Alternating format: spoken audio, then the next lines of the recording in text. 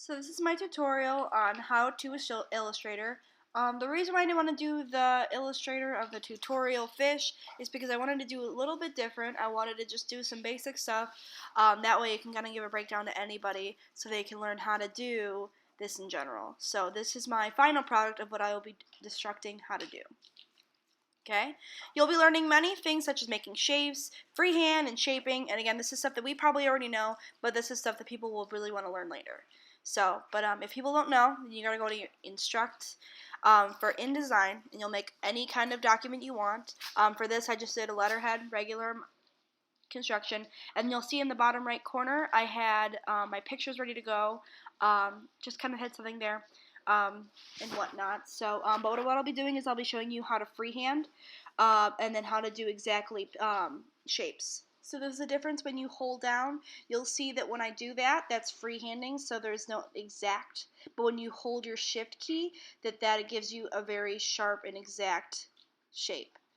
So that way you can make sure that it's exact when it comes to fitting margins, and then of course with freehand you may want to fit into specific criteria and whatnot. So that's the reason why that some people should learn exact versus freehand, because it could come in handy. But obviously if we're going to use this to copy in the background, it's going to be a freehand. So, but the next thing we're going to teach you is how to put some pictures inside these shapes, and you can put them in any shape you want, but this is going to be a pretty simple thing we'll do, and you can either use the circle one I have there, or you can use the one that I have in the top left corner of the document, but then what you do is you make the shape, and then you pick the one you want, and then you can just, and again, it took me a while, but then I decided, and then you just drag it in there. And then you'll see there's two differences of what type of dragging there'll be. There'll be dragging of the actual picture, and there'll be dragging of the actual circular document. So make sure that when you do move the picture around that you see a little circular cursor inside your shape. That way you can form it into the way you want to. So I know in some places I'll probably be skipping a little bit forward because I'll be repeating this step and you don't want to see it a million times. But that's pretty much how you do it. And then you'll see me drag it around, and then this is me repeating it a couple more times.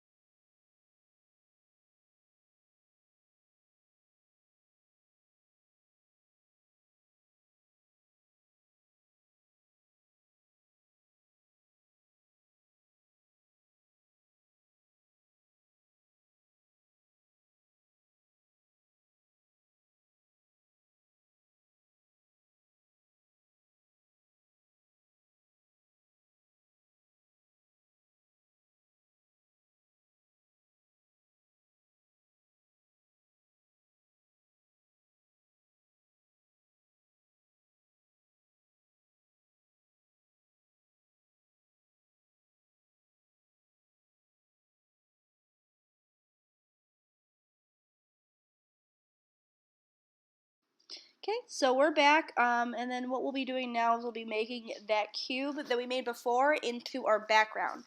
You can either do it later when you're completely done, so you can not have the hassle of accidentally clicking it, or you can do it how I'm doing it now. So the reason I did it now is so I can give you guys an actual visual of what it's going to look like at some point. Again, I'm just kind of tweaking here and there. But then you can select your color. You can either pick it by the swatches or you can pick it by the color blend rainbow. I don't know what that's called specifically, and I can't see it by here. But then you can just do the drop key, and you can just pick whatever one you want. I went with a little lighter green because of all the pictures that I went with. And then next we're going to be learning how to work with text boxes. So you just click the cursor on the left. In that bar you'll see a T, and then you click that, and then you type whatever you want in there.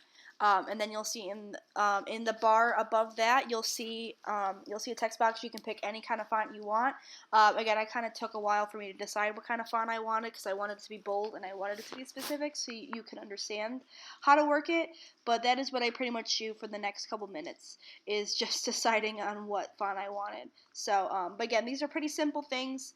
Some people, this could be very new, and this could be very key things into making the best things in InDesign. So this is why I think it was very important in making something like this.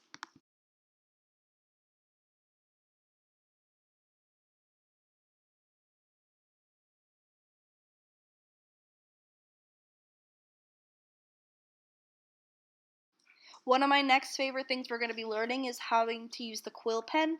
So how it works is that it makes your own line like as if it's a pen, but it still is permanent. So what you're going to do is you're going to put a dot, and then you're going to click on another point you want it at. So I put it right in the middle, and then you'll see these two little joysticks on each side, and that way you can either stretch them out to make them longer or shorter, and then you can twist them around. That way you can make the curve exactly the way you want it. But from here, I'm going to make that line into a text line, and we'll be learning that in just a minute. But you can see how I'm like following the lines and the margins with that purple line that's right in the middle. I think that's very important when it comes to being exact, because some things can be completely off, and some people may not like that, and some people can't even tell, and sometimes that can separate people from the best and then even the greater. So that's why we should pay attention to those lines that do pop up. So yeah.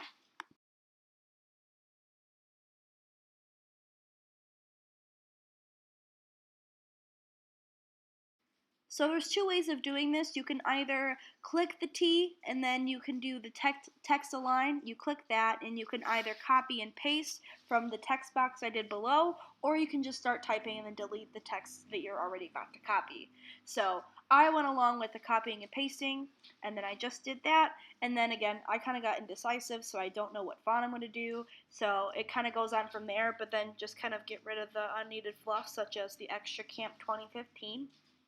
So with that, it just kind of goes from there, where you just kind of pick where you want it that. And then the plus side is if you use one of the other cursors within the quill pen, you can change the movement of the line and of the curves. That way, you're not just stuck with that. So that is one of the greater things why I love quill pen, is because it can be your like a cool, relaxed kind of curve that's not really sharp, but it's not really edgy unless you want it to, and it's still in your game.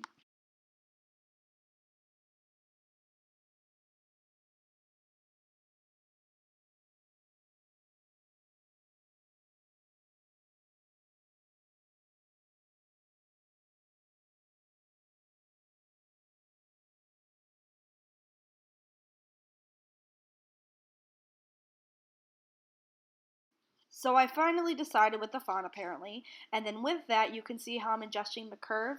You can see that I can just squeeze it in there, or I can make it even longer. And you can see that the line and how the words Camp 2015 are still trying to adjust with it, and you can see how nice it works. And then you see that little plus sign that is in the middle of that line. If you pull that down, it'll go to the opposite way of the line, so it'll go under, and then vice versa if you're doing it the other way.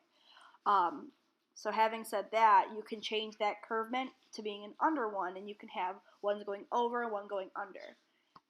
And the last reason why I love quill pens so much is that you can make a curve without being seen. So when you do that, you can just go to your colors, and then you can click the one with the red line in the middle of it, not completely covered, because that would be the color red. But if you did one that was completely slashed through, that would get rid of the color of your line, so as if it's a floating curve. That is why that quill pen is one of my favorites, and it can be, again, still adjusted to the way you want it. I usually make them bold until I don't want them anymore, so I can visually see it, and then when I'm done, it's all gone. So that's why I use that in a majority of my InDesign work, and I try to implement that as much as possible. So, and again, just make sure that when you are doing your text boxes, that you just stretch it out to the big as you can, so you don't have that little plus sign that's in the little corners of your text box. That means when you see that is that your text is overrunning and it cannot fit. So just make sure that you don't see any of that, and just make sure that if it's just an extra space at the bottom, that is deleted as well. And then you can see that there's random dots around, and I'm going to starting to do that. And then you can either remake those shapes or you can just copy and paste. And they may not appear, but just check at the one that you've copied, and then just keep on dragging to the point where if you don't see your dot anymore, then you're done copying and pasting. So it's up to you. But I wanted to go for a simple look, and I wanted to go for a product that just kind of covered every single base. And again, this is my final product. So we've pretty much went through everything when it comes to putting pictures and shapes, to working with the quilt pen, to filing colors, to getting rid of colors, and so on and so forth. So again, this is a pretty simple one, but I wanted this to be implemented because I felt this was very important. I'm Sam Dawn. I hope you enjoy.